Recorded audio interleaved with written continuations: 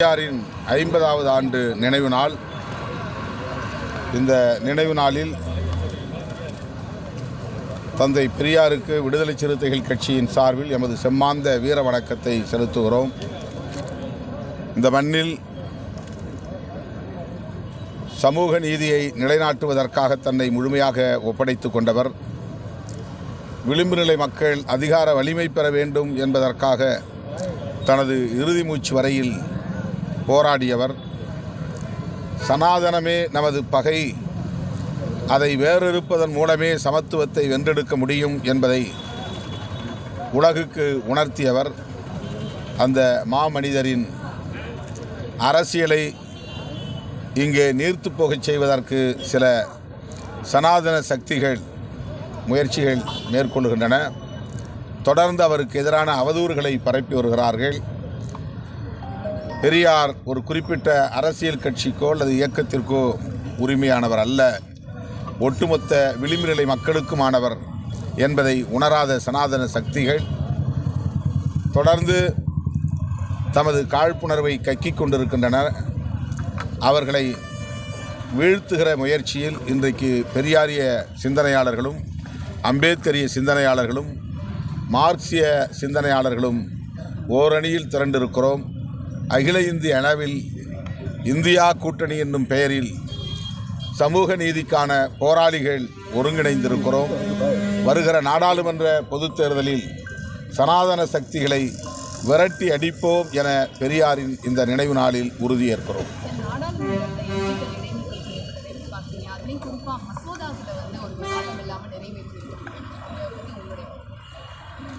பாரதிய ஜனதா அரசு ஆட்சி பொறுப்பேற்ற காலத்திலிருந்து தொடர்ந்து எதேச்சதிகாரமான போக்கில் செயல்பட்டு வருகின்றனர். எதிர்க்கட்சிகளை ஒரு பொருட்டாக மதிப்பதில்லை, அரசமைப்பு சட்டத்தையே மதிப்பதில்லை. அவர்கள் விரும்பியதைப் போல சட்ட மசோதாக்களை நிறைவேற்றி வருகின்றனர். அப்படித்தான் இந்த கூட்டத்தொடரிலும், இந்த கடைசி கூட்டத்தொடர் சட்ட மசோதாக்களை அறிமுகப்படுத்துவது, விவாதிப்பது என்பதற்கான கடைசி அமர்வு இது. ஆகவே இந்த அமர்விலேயே முக்கியமான 3 குற்றவியல் சட்டங்களுக்கான மசோதாக்களை நிறைவேற்றிவிட வேண்டும் என்கிற முனைப்பில் எதிர்க்கட்சிகள் உறுப்பினர்களை அனைவரையும் வெளியேற்றிவிட்டு எதிர்ப்பு இல்லாமலேயே அதனை நிறைவேற்றியிருக்கிறார்கள். இது ஜனநாயகத்திற்கு விரோதமானது, அரசமைப்பு சட்டத்திற்கு எதிரானது. நாட்டு மக்கள் இதனை உன்னிப்பாக கவனித்து வருகிறார்கள். வருகிற நாடாளுமன்ற பொதுத் தேர்தலில் அவர்களுக்கு உரிய பாடத்தை புகட்டுவார்கள்.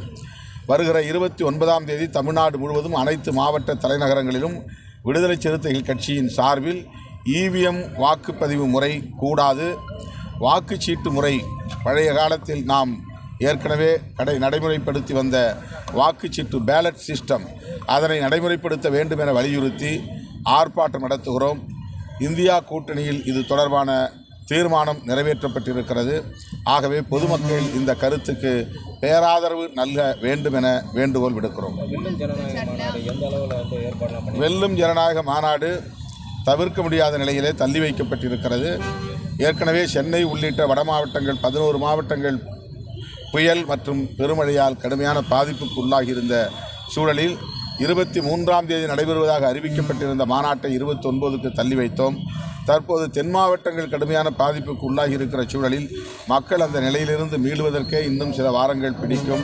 அரசு மற்றும் முதல்வர், அமைச்சர்கள் அதற்கான மீட்பு பணிகளில் ஈடுபட்டு வருகிற சூழலில் இந்த மாநாட்டை ஜனவரி இறுதி வாரத்திற்கு தள்ளி வைத்திருக்கிறோம்.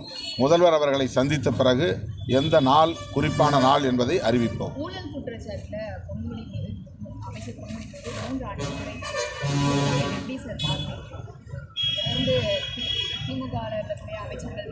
அதனை சட்டப்படி எதிர்கொள்வதற்கு திராவிட முன்னேற்றக் கழகத்தை சார்ந்த வழக்கறிஞர்கள் அனைத்து முயற்சிகளையும் மேற்கொண்டு வருகிறார்கள். அவரும் அமைச்சர் பொன்முடி அவர்களும் மேல்முறையீட்டுக்கு செல்ல ஆயத்தமாக இருக்கிறார். சட்டப்படி உரிய தீர்வை அவர்கள் பெறுவார்கள் என்ற நம்பிக்கை உள்ளது.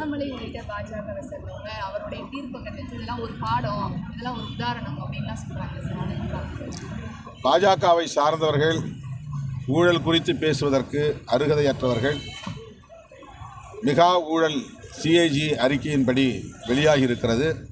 இந்திய ஊடகங்கள் அதை பற்றி பேசவில்லை. இதுவரையில் எந்த ஆட்சியிலும் நடைபெறாத அளவுக்கு மிக மோசமான, இதுவரையில் முன்னெப்போதும் இல்லாத ஒரு முன்மாதிரியாக இருக்கக்கூடிய ஊழல் ஆட்சியாக இந்த ஆட்சி விளங்குகிறது.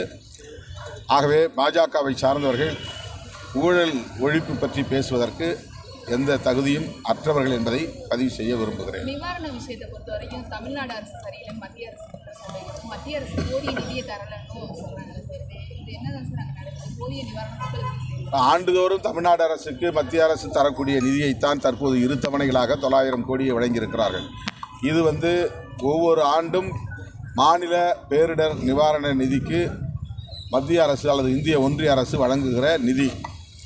ஆனால் பாதிப்புகளுக்கு ஏற்ப அவ்வப்போது ஏற்படுகிற புயல், மழை, பெருவெள்ளம் போன்ற பாதிப்புகளுக்கு ஏற்ப கூடுதல் நிதியை வழங்க வேண்டும் என்பதுதான் நம்முடைய கோரிக்கை. அதை இந்திய ஒன்றிய அரசு பொருட்படுத்தவே இல்லை. 21,000 கோடி கிட்டத்தட்ட தமிழ்நாடு முதல்வர் அவர்கள் இந்திய ஒன்றிய அரசிடம் கோரிக்கை விடுத்திருக்கிறார். ஆனால் அந்த சிறப்பு கூடுதல் நிதி ஒரு தம்பிடி பைசா கூட இந்திய ஒன்றிய அரசு வழங்கவில்லை. வழக்கமாக ஆண்டுதோறும் வழங்க வேண்டிய நிதியை வழங்கிவிட்டு தாங்கள் தான் அதில் கரிசனம் உள்ளவர்கள் என்று காட்டிக்கொள்வதற்கிற முயற்சியிலே ஈடுபடுகிறார்கள். குறிப்பாக அமைச்சர் நிர்மலா சீதாராமன் அவர்கள் பேசியிருப்பது அதிர்ச்சி அளிக்கிறது. அவர் தன்னை பிரதமராக எண்ணிக்கொண்டு அவர் பேசுவதைப் போல ஒரு தொனியை வெளிப்படுத்துகிறார். இது எந்த வகையிலும் ஏற்புடையதல்ல. இது போன்ற பேச்சுகளின் மூலம் தமிழ்நாட்டு மக்களின் உணர்வுகளை அவர் காயப்படுத்தி இருக்கிறார் என்பதையும்